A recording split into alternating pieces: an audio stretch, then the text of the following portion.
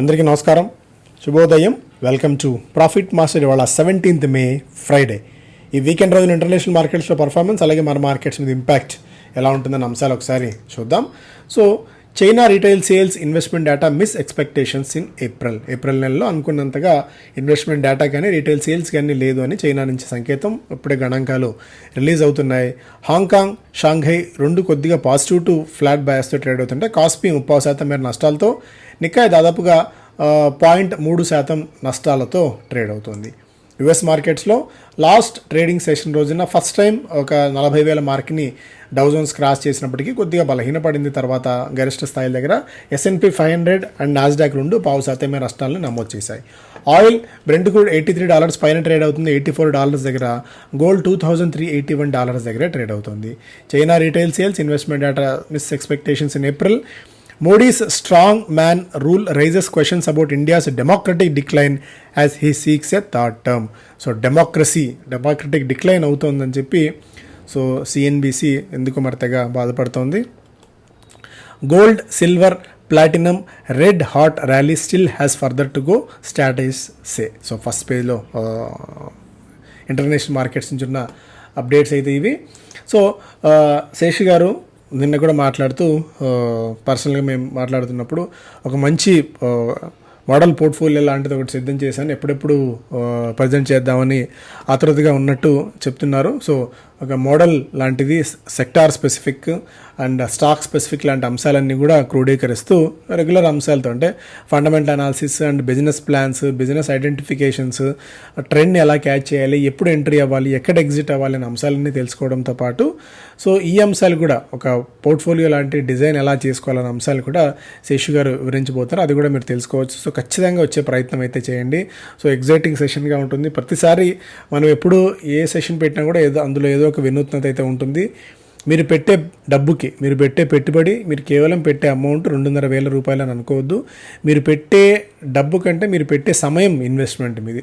So 2,500 rupees అనేది అసలు పెద్ద అమౌంటే కాదు. ఎందుకంటే హోటల్కే 50-60% వెళ్ళిపోతున్న రోజులు ఇవి. మళ్ళీ ట్రావెల్ అండ్ మేము అక్కడికి రావడం, అక్కడ 2-3 డేస్ టైం స్పెండ్ చేయడం, ఇవంతా కూడా ఓన్లీ మిమ్మల్ని ఎడ్యుకేట్ చేయాలన్న ఆలోచన ఒకటే తప్ప ఏదో దీని నుంచి ఏదో ఒక లాభం ప్రయోజనం పొందుతామన్న ఉద్దేశం అయితే కాదు. సో ఆ ప్రైజ్ ఫ్యాక్టర్ని చూసి మీకు అర్థమవుతుంది.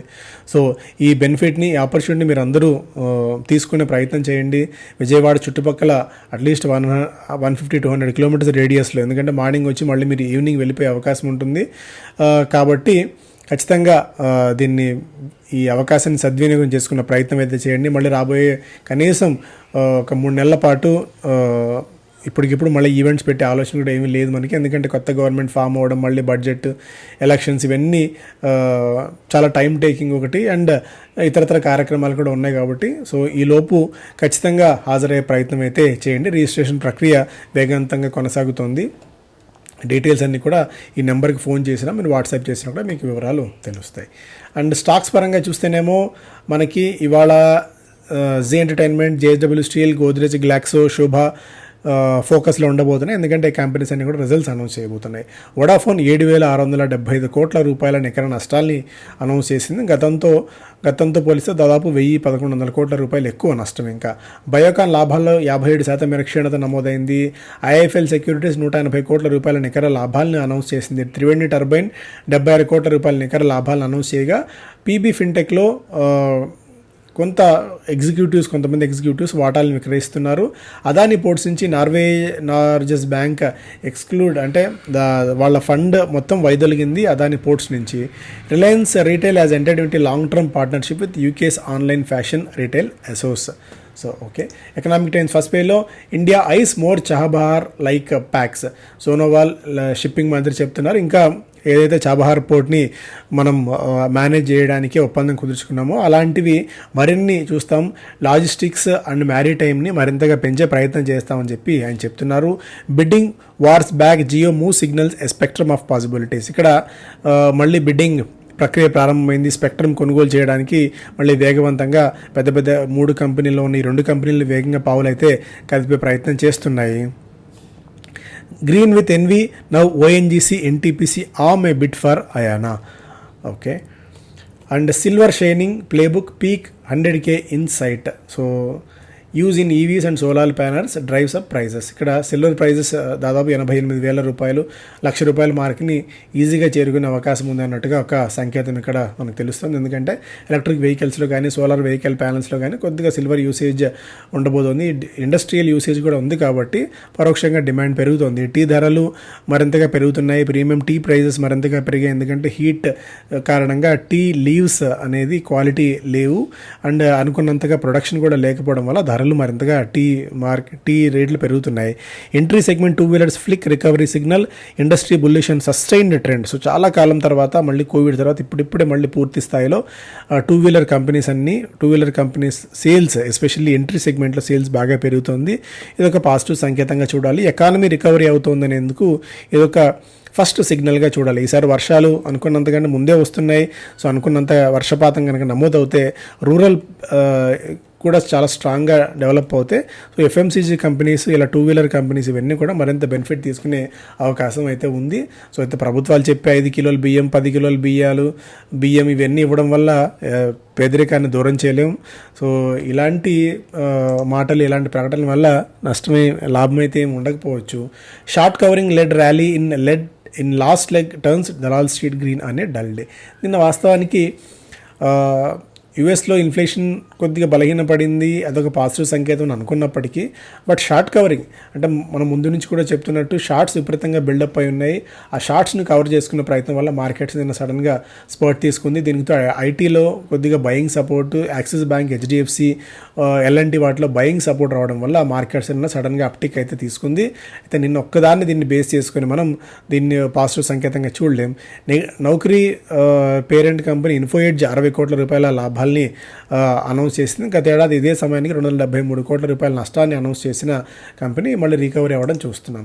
గెయిల్ ప్రాఫిట్ 3 రెట్లు పెరిగి 2,175 కోట్ల రూపాయలుగా నమోదైంది. పీబీ ఫిన్టెక్లో దహియాస్ అండ్ బన్సాల్ దాదాపు 1,053 కోట్ల రూపాయల వర్త్ ఆఫ్ షేర్స్ విక్రయిస్తున్నారు. 1,258 రూపీస్ ఒక్కొక్క షేర్ చొప్పున ఇవాళ విక్రయించే అవకాశం ఉంది, 6% డిస్కౌంట్తో. సో ఇవాళ పీబీ ఫిన్టెక్లో కొద్దిగా బలహీనత మనం చూస్తాం. అన్లీ upbeat on Airtel bet on tariff hike post elections.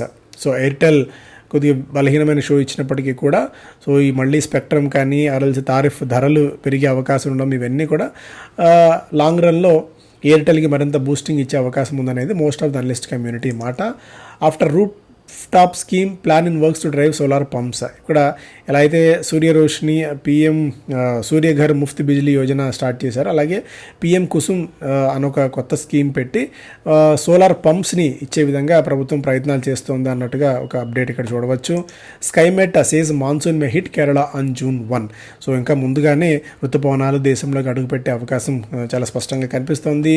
Dixon signs on Realme plans to make display modules కూడా తయారు చేయడానికి డిక్సన్ రియల్మీతో ఒప్పందం కుదుర్చుకుంది. సో డిక్సన్ మరింతగా డైవర్సిఫై చేసుకుంటూ మరింతగా ఈ దీనిలో మరింత తన పట్టును నిలుపుకునే ప్రయత్నం చేస్తోంది. వోడాఫోన్ ఐడియా లాసులు మరింతగా పెరిగాయి. 7,675 కోట్ల రూపాయల మేర.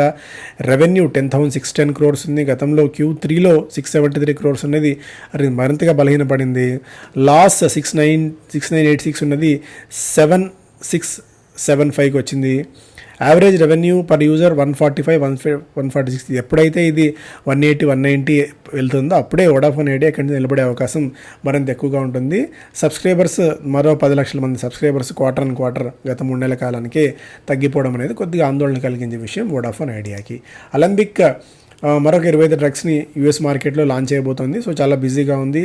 ఇవన్నీ కొద్దిగా కలిసి వచ్చే అవకాశం ఉండాలి అలంబిక్కి రాబోయే రోజుల్లో. ఎయిర్ ట్రాఫిక్ ప్రీ కోవిడ్ స్థాయిలను దాటి మరింత వేగంగా దూసుకుపోతోంది. ఇండియాలో Mahindra and Mahindra profit source in Q4 and strong SUV sales. But tractor show అంత గొప్పగా అనుకున్నగా లేకపోయినప్పటికీ ఎస్యూవీ సేల్స్ మాత్రం మహీంద్రా అండ్ మహీంద్రాకి వెన్నుదన్నుగా నిలిచి ఉన్నాయి. దానికి తోడు ఒక 30-35 వేల కోట్ల రూపాయల మేర వాళ్ళు పెట్టుబడులు పెట్టాలని కూడా చూస్తున్నారు విస్తరణ కోసం. ఇవన్నీ కూడా మహీంద్రా అండ్ మహీంద్రాని మరింతగా పైకి తీసుకెళ్లే అవకాశం చాలా స్పష్టంగా ఉంది. Mahindra and Mahindra shifts to high gear with 37,000 crore investments. CEO says EVS will constitute 20-30% of it's overall sales by 27 నాటికి ఎలక్ట్రిక్ వెహికల్స్ వాటా 20-30% ఉండే విధంగా ప్రయత్నాలు చేస్తున్నామన్నట్టుగా కంపెనీ యాజమాన్యం చెప్తోంది. సో మొత్తానికి మహీంద్రా అండ్ మహీంద్రా తన పట్టును ఈ మార్కెట్లో చాలా స్ట్రాంగ్గా నిలుపుకునే ప్రయత్నం చేస్తోంది. సో ఆల్రెడీ మనం దీని గురించి మాట్లాడుకున్నాం. వినీత్ నాయర్ గారు నిన్న 85 సంవత్సరాలు మరణించారు. సత్యంలో దాదాపు 20-30 వేల మంది ఉద్యోగులు రోడ్డును పడకుండా చర్యలు తీసుకున్న వాళ్ళలో వినీత్ నాయర్ గారు పాత్ర చాలా ఎక్కువగా ఉంది. అప్పుడు ప్రభుత్వంతో పాటు వినీత్ నాయర్ అంతకుముందు టెక్ మహీంద్రా ఉన్న తను దాన్ని చాలా అమికబుల్గా ఈజీగా దాన్ని విలీనం చేయడము, ఉద్యోగులు రోడ్డును పడకుండా చూడడంలో ఆయన చాలా ప్రధాన పాత్ర పోషించారు. అలాగే కేశవరాం ఇండస్ట్రీస్ చైర్పర్సన్ 69 సంవత్సరాలు తనకి ఆమె మరణించారు. అలాగే జెట్ ఎయిర్వేస్ నరేష్ గోయల్ గారి వైఫ్ తను కూడా మరణించారు. నిన్న ఒక 3 ప్రముఖుల మరణం. అలాగే బయోకాన్ ప్రాఫిట్స్ 57% మేర క్షీణించాయి. అండ్ ఓపెన్ ఫర్ అక్వేషన్స్ మ్యాన్కైండ్ దాదాపు 7,500 కోట్ల రూపాయల నిధులు సిద్ధం చేసుకుంది మరింతగా కొనుగోళ్ల కోసం. సో మరింతగా తన పట్టుని ఈ మార్కెట్లో పెంచుకోవడానికి మ్యాన్కైండ్ ఫార్మా ప్రయత్నాలు చేస్తుంది. సో ఇవి updates. Thank you so much.